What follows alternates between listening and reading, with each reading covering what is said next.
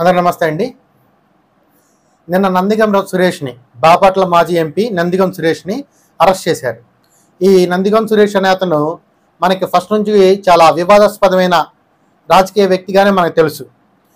రాజధాని ప్రాంతాల్లో అరటి తోటలు తగలబెట్టడం, తర్వాత రాజధాని మహిళా రైతుల మీద దాడులు చేయించడం, ఆ తర్వాత బీజేపీ జాతీయ కార్యదర్శి మీద దాడి చేయించడం, ఇలాగా రకరకాల వివాదాస్పదమైన పనులని ఈయన చేశాడు. అలాగనే 2019 నుంచి 2024 మధ్యలో రాజధాని రైతులు ఏదైతే అమరావతి రాజధానికి మద్దతుగా నిరాహార దీక్షలు చేస్తారంటే దానికి పోటీగా 3 రాజధానులు అని చెప్పేసి 3 రాజధానులకు మద్దతుగా ఈయన కూడా పోటీ నిరాహార దీక్షలు చేయించేవాడు అనమాట. సో ఈ విధంగా రాజధానిలో ఉన్నటువంటి ప్రజల్ని, రాజధాని గ్రామాల్లోని రైతుల్ని చాలా ఇబ్బందులకు గురి చేసేవాడు. అదే కాకుండా ఇట్లా పంట పొలాలను తగలబెట్టడం, అరటి తోటలను తగలబెట్టడం, ఇవన్నీ చేసేసరికి ఇతని మీద కేసులు రిజిస్టర్ అయ్యాయి. సో అటువంటి కేసుల నేపథ్యంలో ఇతను అరెస్ట్ అయ్యి దాదాపు 3-4 నెలలు జైల్లో ఉండి తర్వాత బెయిల్ మీద విడుదలయ్యాడు. సరే, విడుదలైన తర్వాత కానీ పద్ధతిగా తన పని తను చూసుకుంటూ ఉన్నాడంటే నిన్న రాజు అనే వ్యక్తిని కారుతో ఢీకొట్టాడు. సో ఢీకొట్టి ఏదో ఫాస్ట్గా రైడ్ చేస్తుంటే అతన్ని ఢీకొట్టాడు అనమాట. అతన్ని గట్టిగా నిలదీసి అడిగాడు, కళ్ళు కనిపించట్లేదా, రోడ్డు మీద ఎట్లా రోడ్డు మీద అలా నడపాలో తెలియదు అది అని చెప్పేసి అడిగితే అది మాట పెరిగి పెద్ద గొడవైంది. గొడవడంతో వదలలేదనమాట. దాన్ని వాళ్ళ ఇంటికి తీసుకెళ్ళి నందిగం సురేష్ వాళ్ళ అన్న ప్రభుదాసు, ఆ తర్వాత అతని భార్య, ముగ్గురు కలిసి అతని మీద దాడి చేశారనమాట. సో దాడి చేస్తే అతను దాదాపు చచ్చినంత పని అయింది. అతను వెళ్ళి హాస్పిటల్లో ట్రీట్మెంట్ చేసుకుంటా వాళ్ళ మీద కేసులు పెట్టాడు. అదే అటెంప్టివ్ మర్డర్ కేసు అని, దాడి చేసిన కేసు అని, తర్వాత రకరకాల కేసులు పెట్టారనమాట. అతని పేరు రాజు. సో అతని మీద దాడి కూడా కొంచెం అనుమానాస్పదంగానే ఉందన్నమాట. ఎందుకంటే ఇప్పుడు రోడ్డు మీద పోదంటే ఏదో కారు ఏదో తగలడం, సో ఎవరైనా గొడవలు ఆడుకోవడం సహజంగా జరిగేది. కాకపోతే అతన్ని తీసుకెళ్ళి మరి కొట్టడం, దాదాపు చంపేంత పనిచేయడం అనేది రకరకాల అనుమానాలకి బీజం వేస్తుంది అనమాట. ఎందుకంటే మనకి ప్రధాని గారు మొన్న మే 2 అనుకుంటా, మే 2 కానీ 4 కానీ ఆ డేట్ సరిగ్గా గుర్తులేదు, సారీ. సో ఆ టైంలో వచ్చి రాజధాని పునర్నిర్మాణ సభకి పూజ జరగడం, పూజ అంటే రాజధాని పునర్నిర్మాణ సభను నిర్వహించి దానికి మళ్ళీ అన్ని రకాల పనులు ప్రారంభించారనమాట.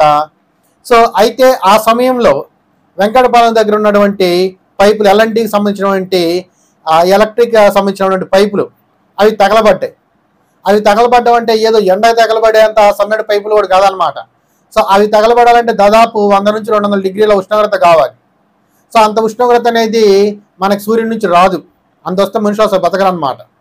సో ఇది ఎవరో కుట్రపూరితంగా చేసింది. మరి దీనికి సంబంధించిన ఆధారాలు ఏమన్నా రాజు అనే వ్యక్తి దగ్గర ఉన్నాయా, లేకపోతే దీని మీద నందిగం సురేష్ని ఏదైనా ఉందా దానికి సంబంధించినటువంటి ఆధారాలు అని చెప్పేసి దీని పరంగా కూడా అక్కడ ఉన్నటువంటి అమరావతి జనాలు మాట్లాడుకుంటూ ఉన్నారన్నమాట. తెలిసిన వాళ్ళని అడిగితే వాళ్ళు చెప్పారు, ఏమో నందిగం సురేష్ ఇట్లాంటి పనులు ఆల్రెడీ చేయించాడు, అంతకుముందు అరటి తోట తగలబెట్టడాలు ఇట్లాంటివన్నీ చేయించాడు. సో ఈసారి కూడా